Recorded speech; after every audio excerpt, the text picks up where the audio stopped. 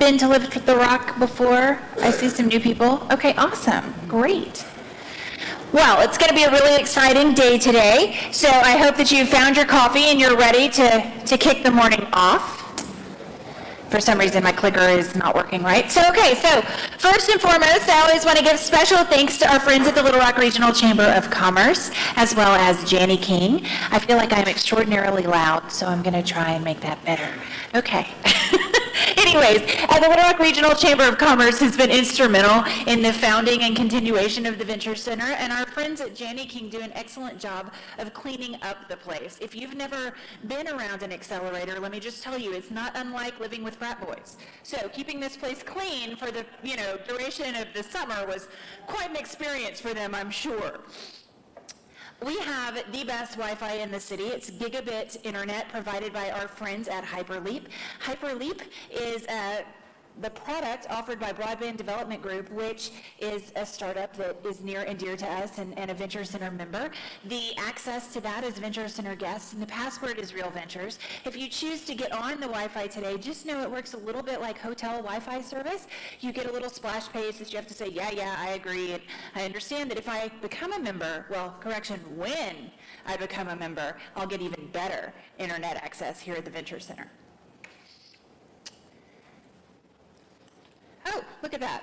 I undid my own big news. So we have some big news today. And before we get started with our presentation, we want to let you guys know that we've listened to the community, and in an effort to help grow the startup community even more, and in response from our local startups, we've decided to make a change with Lift the Rock. So to that end, we're going to move it to Tuesdays at the request of our startups, so that that's a better day for everybody involved, the community, the startups, the businesses, the Jessica, maybe. Anyhow, so that's going to start in September. On the 13th of September, that'll be our very first Tuesday. Same place, same time, just a different day. So we're giving you a month to get your calendar straightened out, because we expect to still see you here on Tuesday mornings, right? So today we expect you also to give us a little bit of love on social media. Right? You can find the Venture Center at Venture Center. You can find today's presenter, Corporate Insight Strategy, at CI_strategy. You can also find us on Facebook. I'm not sure if you guys are on Facebook or not, but they'll be happy to tell you if they are. So those of you who are new today, I do want to make a point of letting you know that the point of Lift the Rock is to connect the startup community with the existing business community. So there's going to be an ask of you guys a little bit later. We're going to want to know who you know that Elise with Corporate Insight Strategies needs to know. You're not going to have to hand over their contact information. We're just looking for a commitment that you're going to introduce Elise to Bob. That's all I'm asking for. And then we'll follow up with you and ensure that you really did introduce Elise to Bob. And we'll track the success that happens as a result of those introductions. We found that a number of fantastic things have happened as a direct result of these Lift the Rock introductions that have been made since we started the program in June.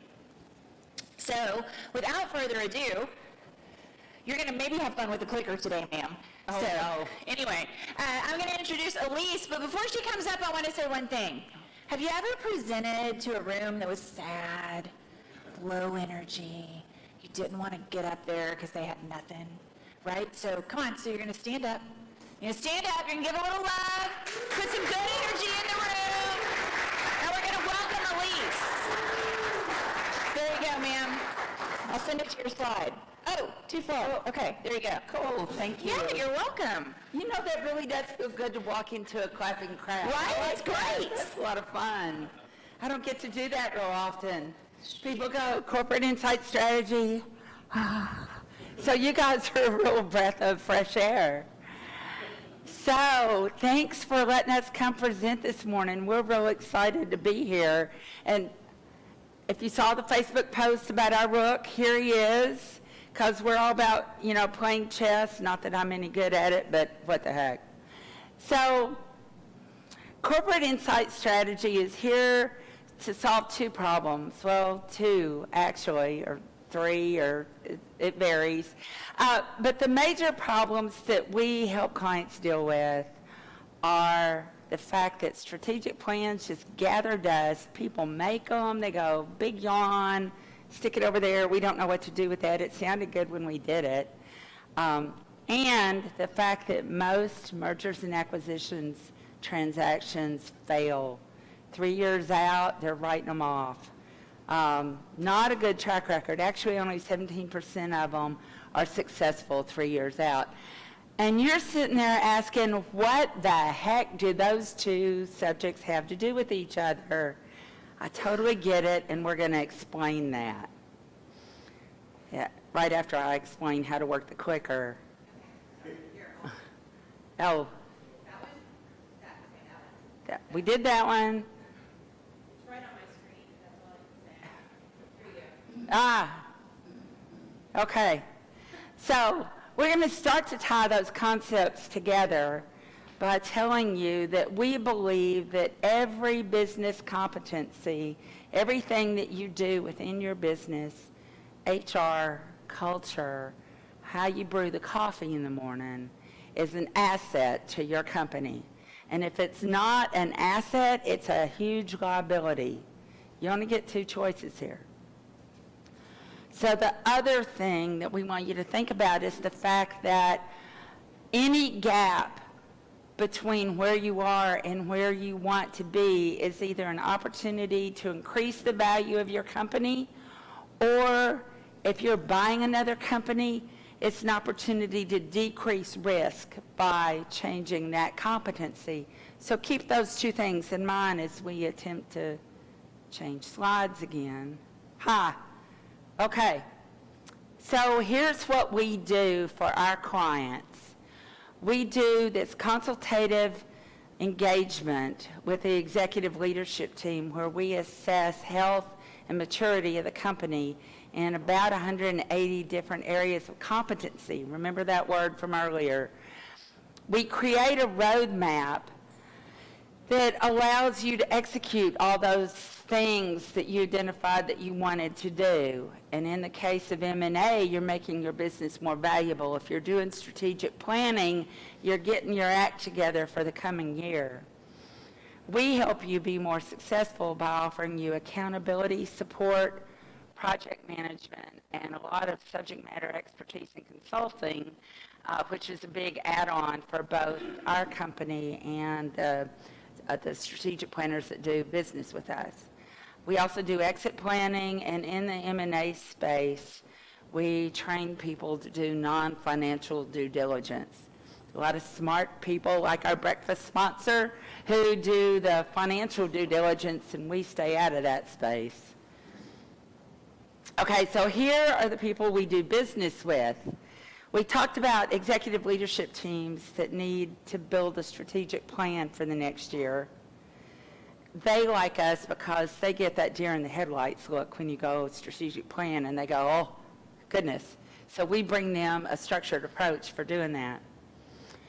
We also do business for new executives, people who have just taken over a company and need to ramp up on their knowledge of what the company does and how they do it really quickly. We also deal with companies who are preparing to exit and want to build a strategy for how they're going to state their own value proposition. And this long list of other people, boards of directors and the whole M&A space, and investors who want to de-risk their investments. So that gives you an idea of people who use our product. The whole thing is really simple. We probably make it sound complicated, but it's really only about 3 questions in respect to each one of these competencies that we talk about. Where are you today? Where do you want to go? And how big a deal is it?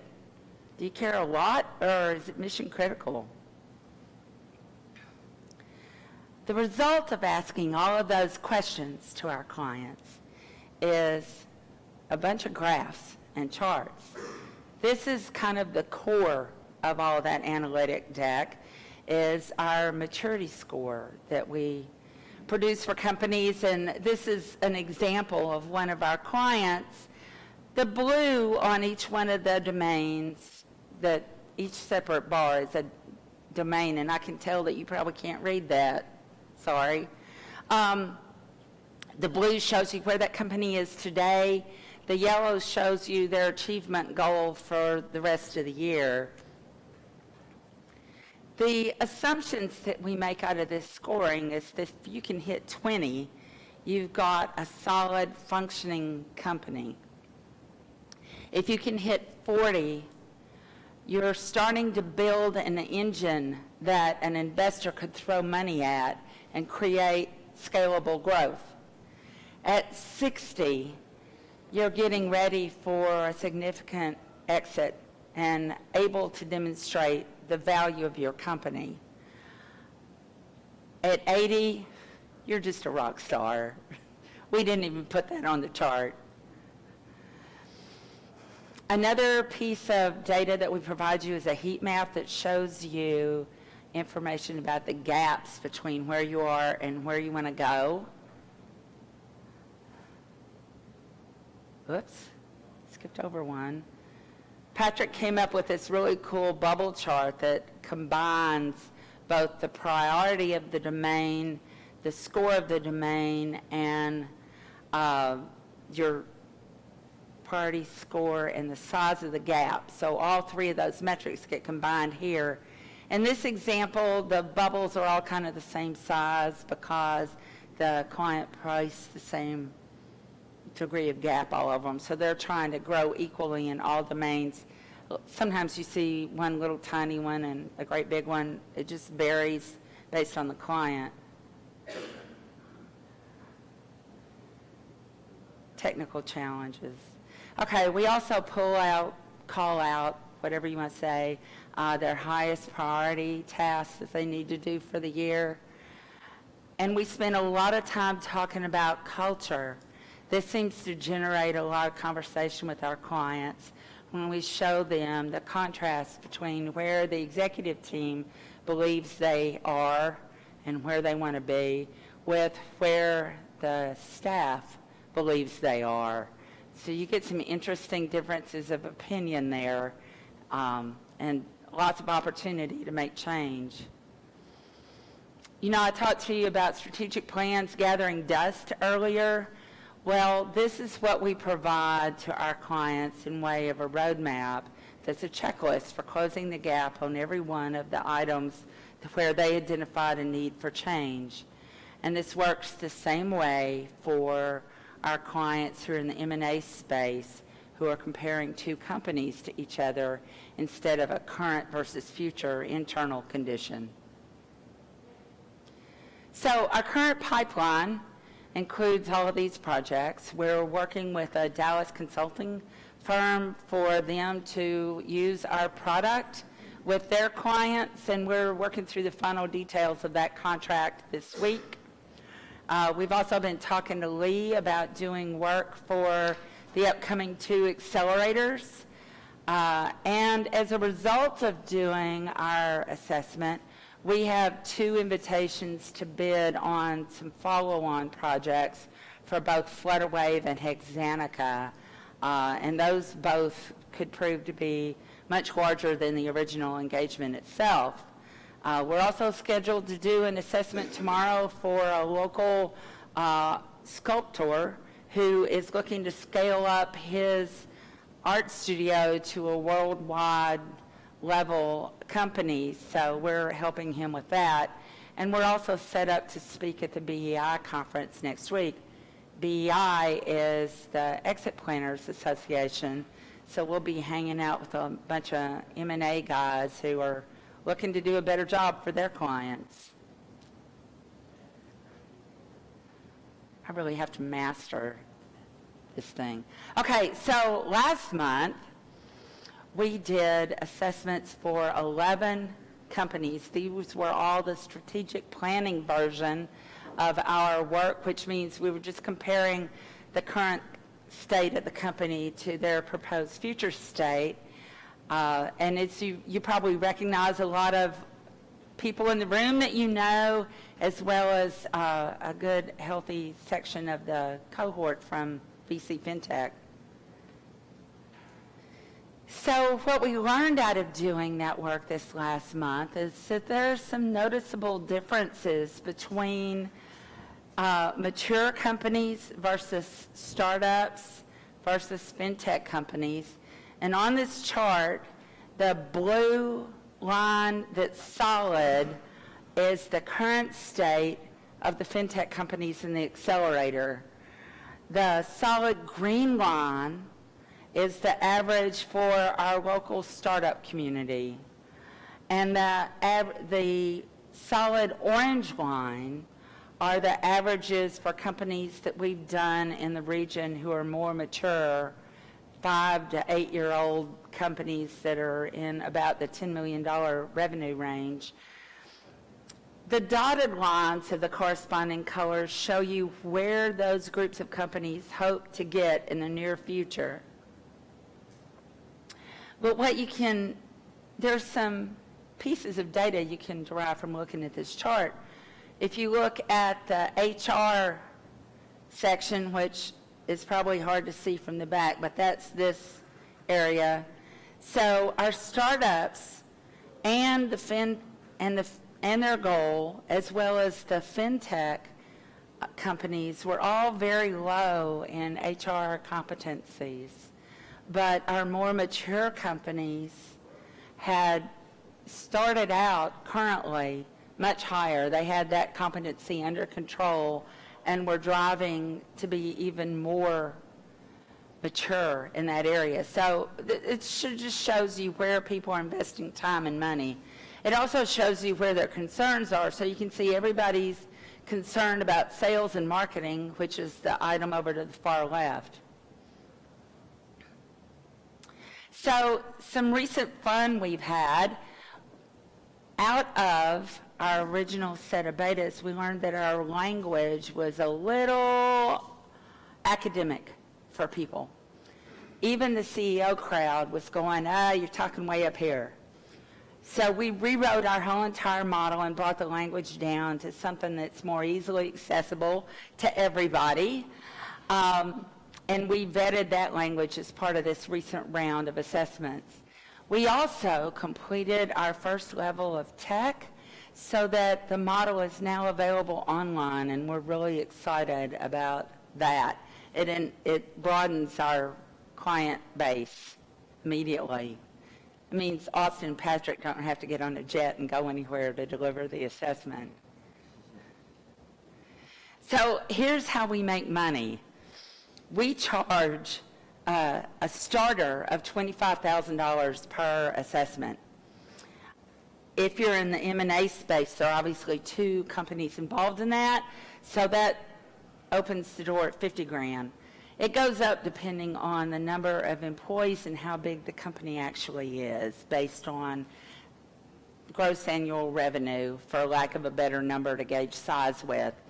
So with that said, right now we're focusing on strategic partners in the management consulting space. And our goal in the next year is to sign 3 partners in each of the 50 states.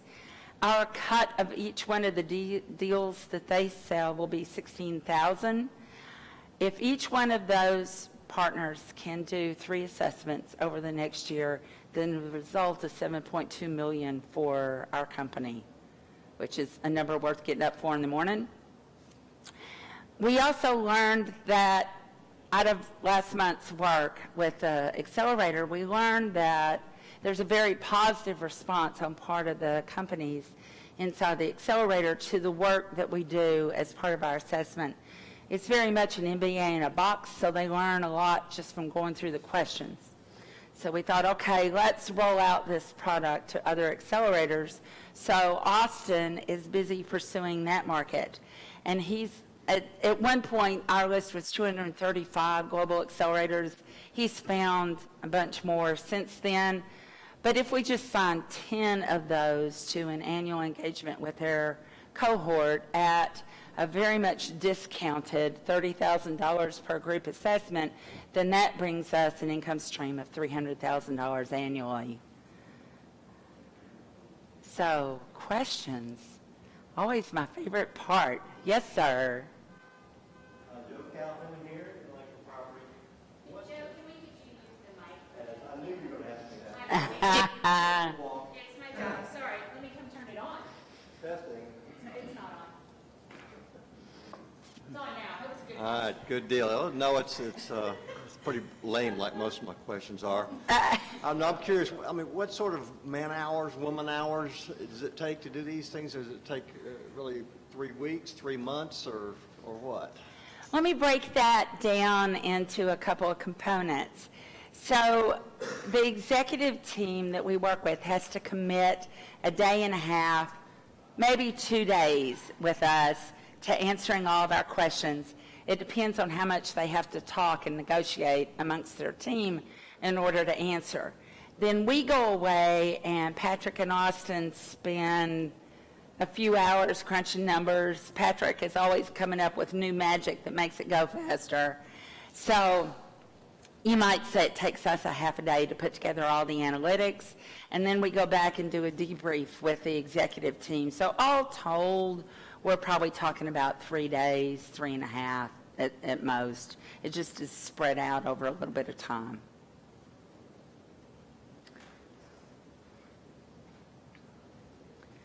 Follow up to that question, that's 3 days for the initial discussion with the executive team. Right. Then when you're doing the culture part of it, you're actually doing assessments of employees who are in the lower ranks.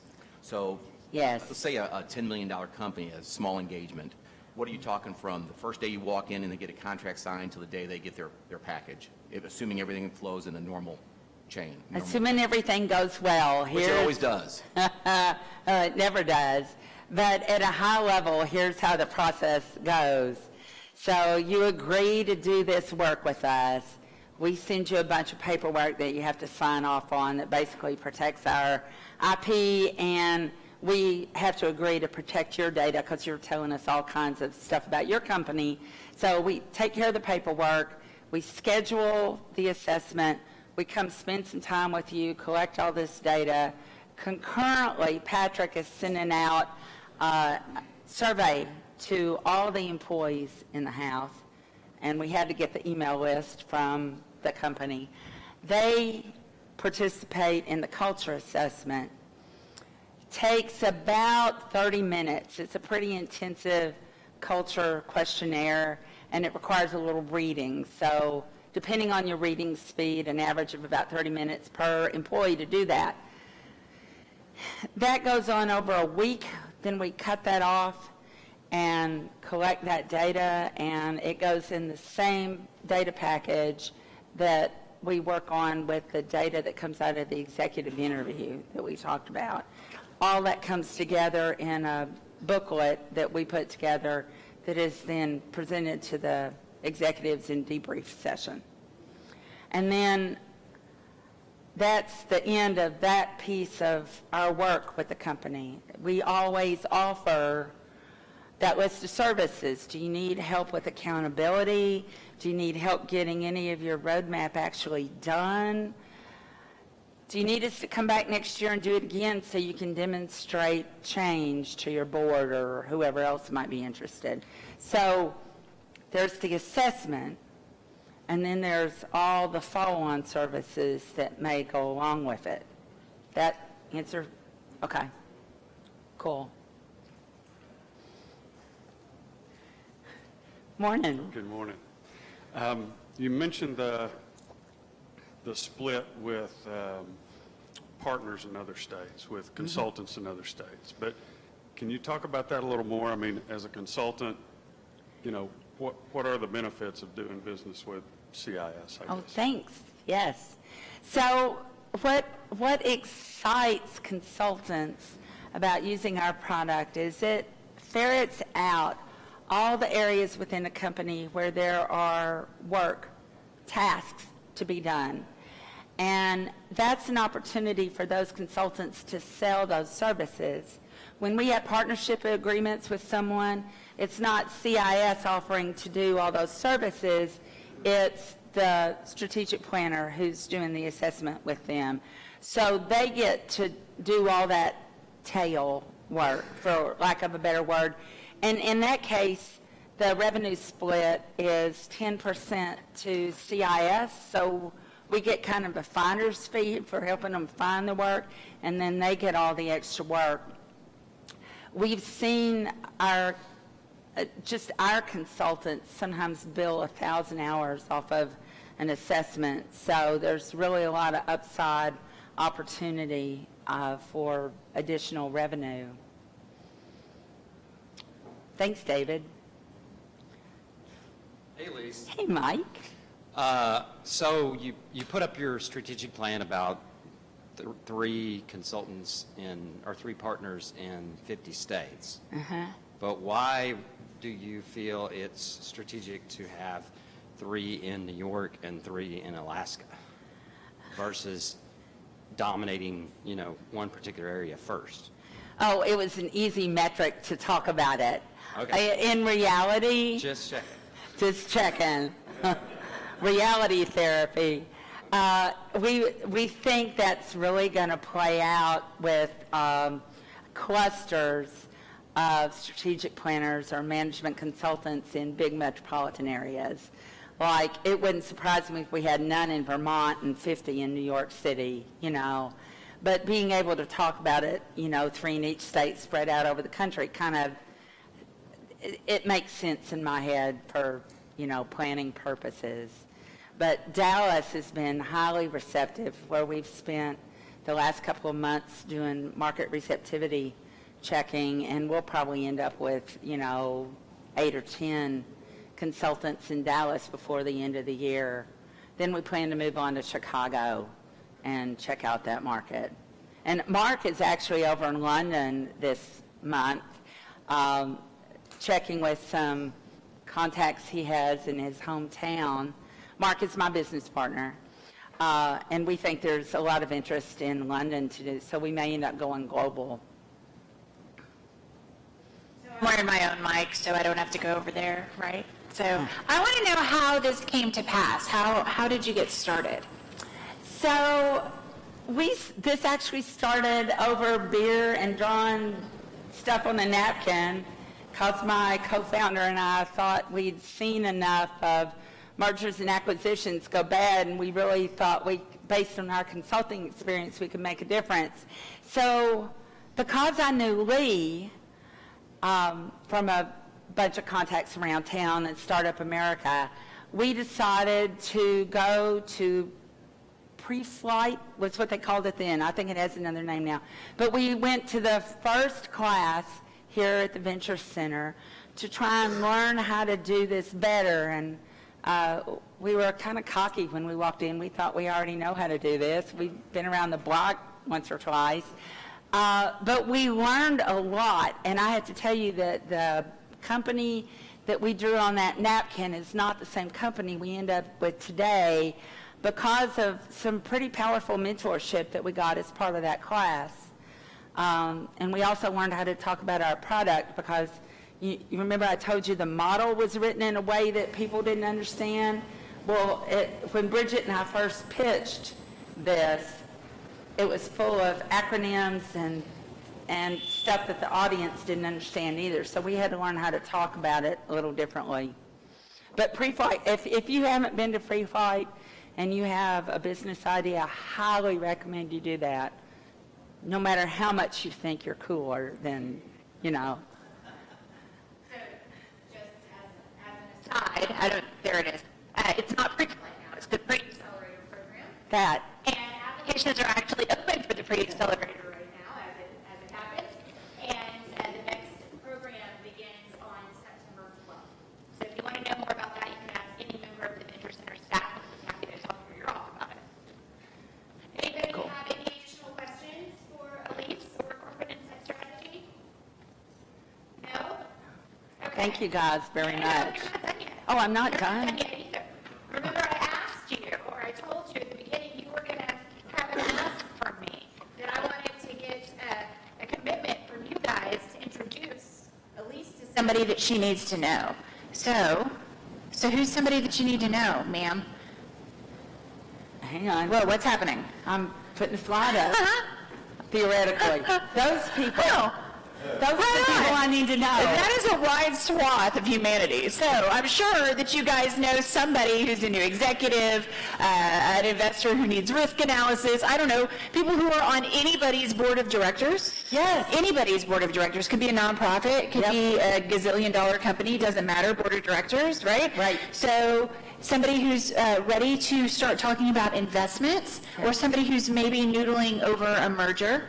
Or an acquisition, right? Those would all be good people, or attorneys who work with mergers and acquisitions. Yeah. I feel like everybody in this room probably knows somebody who fits into one of those, 9 categories that Elise has up on the screen. So Ashley, the lovely Ashley, put some paper down in front of you guys. It's going to look like this. And if you turn it over on the back, there's a spot where you can say, I am going to introduce my friend Bob to Elise.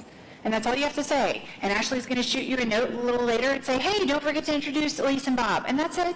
We're not going to harass you. All right? But we do task the community with specifically taking action to connect the startups with the business community as a whole. So Ashley's going to collect those cards from you as you exit. If anybody needs a pen, we are happy to take care of that for you. And we look forward to seeing you back here next week. Next week is still Wednesday, because we don't move to Tuesday until September 13th. Excellent. Thank you. Plenty of coffee, lots of donuts. Take care of them. Have a great day.